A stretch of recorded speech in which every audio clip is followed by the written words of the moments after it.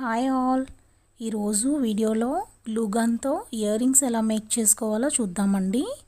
దీనికి ఏంటంటే glue gun, silicon moulds ఉంటాయి కదా, అది ఫ్లవర్స్ వచ్చింది తీసుకున్నాను అనమాట. ఇంకా నైల్ పాలిష్ ఉంటే సరిపోతుందన్నమాట. ఫస్ట్ ఏంటంటే ఈ గ్లూ గన్ని హీట్ చేసుకోవాలి. హీట్ చేసుకున్న తర్వాత ఈ మౌల్డ్స్లో మనకి ఏ సైజు కావాలంటే ఆ సైజు ఇయర్ రింగ్స్ని అదే చూస్ చేసుకొని ఆ ఫ్లవర్ని అందులోకి గ్లూ అప్లై చేయాలన్నమాట. ఇలా వీడియోలో చూస్తే మీకు క్లియర్గా అర్థమవుతుంది. అలా గ్లూ అప్లై చేయాలి. తర్వాత దీన్ని డ్రై అవనివ్వాలన్నమాట. ఇది చాలా ఫాస్ట్గా డ్రై అయిపోతుందండి. ఇక్కడ ఏంటంటే ఓహెచ్పి షీట్ ఉంటుంది కదా, దాన్ని పైన పెట్టి కొంచెం అంటే లోపలికి వరకు వెళ్ళాలి కదా, ఫ్లవర్ నీట్గా దాని షేప్ రావాలంటే కొంచెం గట్టిగా ప్రెస్ చేస్తే ఏంటంటే లోపల వరకు వెళ్తుంది. ఈ ప్రాసెస్ ఏంటంటే కొంచెం ఫాస్ట్గానే చేయాలి, ఎందుకంటే గ్లూ గన్లో గ్లూ చాలా ఫాస్ట్గా డ్రై అయిపోతుంది అన్నమాట.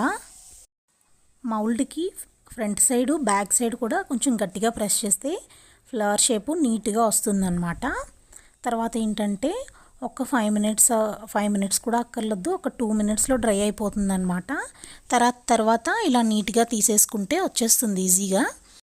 మీరు వీడియోలో చూసినట్లయితే చూడండి, ఫ్లవర్ షేప్ చాలా నీట్గా వచ్చేసింది కదా. ఒకవేళ కొంచెం ఏమైనా ఎక్స్ట్రాస్ ఉంటే ఇలా సిజర్తో కట్ చేసుకుంటే చాలా ఈజీగా క్లియర్ అయిపోతాయి అన్నమాట అవి. ఇప్పుడు షేప్ నీట్గా వచ్చేసింది కదా. ఇప్పుడు కలరింగ్ చేయాలన్నమాట. ఇక్కడ కలరింగ్కి నేను నెయిల్ పాలిష్ యూస్ చేశాను, ఎందుకంటే నెయిల్ పాలిష్ మ్యాక్సిమం అందరి దగ్గర అవైలబుల్గా ఉంటాయి కదా. ఒకవేళ లేదు మీ దగ్గర పెయింట్స్ ఉన్నాయి అంటే పెయింట్స్ కూడా యూస్ చేయొచ్చు. ఇక్కడ ఇయర్ రింగ్స్కి ఏంటంటే నేను 2 కలర్స్ యూస్ చేశాను అనమాట. చుట్టూ ఒక కలరు, మధ్యలో ఇంకొక కలరు, 2 కలర్స్ కాంబినేషన్లో తీసుకున్నాను అనమాట. ఇక్కడ నేను 2 టైప్ ఆఫ్ ఇయర్ రింగ్స్ చేశాను కదా, ఒకటి పెద్ద ఫ్లవర్స్ది, ఇంకొకటి చిన్న ఫ్లవర్స్తో చేసింది. ఫస్ట్ ఇదన్నమాట. దీనికైతే 2 కలర్స్ తీసుకున్నాను. ఇలా ఎడ్జెస్లో కూడా అంటే నైల్ పాలిష్ది వస్తుంది కదా బ్రష్, అది చాలా కన్వీనియంట్గా ఉంటుందన్నమాట లోపలికి కూడా వెళ్ళేలాగా. ఇప్పుడు ఫ్లవర్కి చుట్టూ కలర్ వేయడం అయిపోయింది కదా. ఇప్పుడు మధ్యలో అన్నమాట, ఈ మధ్యలో ఏంటంటే బ్లాక్ కలర్ యూస్ చేశాను. ఈ రెండిటి కాంబినేషన్ చాలా బాగుంటుంది. మీకు ఫైనల్ లుక్ కూడా చూడండి ఎంత బాగుందో. ఇప్పుడు కలరింగ్ కూడా అయిపోయింది కదా, ఇవి డ్రై అయిపోయాయి అన్నమాట. ఎడ్జెస్లో ఏమైనా కొంచెం గ్యాప్స్ ఉంటే, అంటే నాకు స్టార్టింగ్ నేను చూసుకోలేదు, తర్వాత కొంచెం గ్యాప్స్ ఉంటే మళ్ళీ ఫిల్ చేశాను అనమాట నేను కలర్తో. ఇప్పుడు అయిపోయింది కదా. నెక్స్ట్ బ్యాక్ సైడ్ స్టడ్స్ పెట్టాలన్నమాట. ఇప్పుడు స్టడ్స్ కూడా పెట్టేసాం కదా, ఒక పెయిర్ రెడీ అయిపోయింది.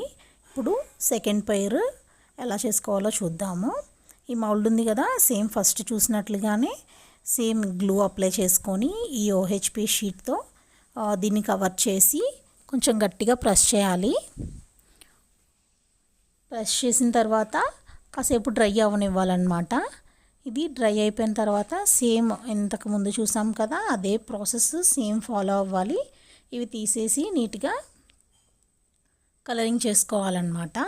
ఇక్కడ ఏంటంటే నేను ముందు చూసిన ఇయర్ రింగ్స్కి 2 కలర్స్ కాంబినేషన్లో వేసాను కదా, ఇక్కడ ఏంటంటే ఇవి చిన్నవన్నమాట, వీటికి ఓన్లీ సింగిల్ కలర్ యూస్ చేశాను.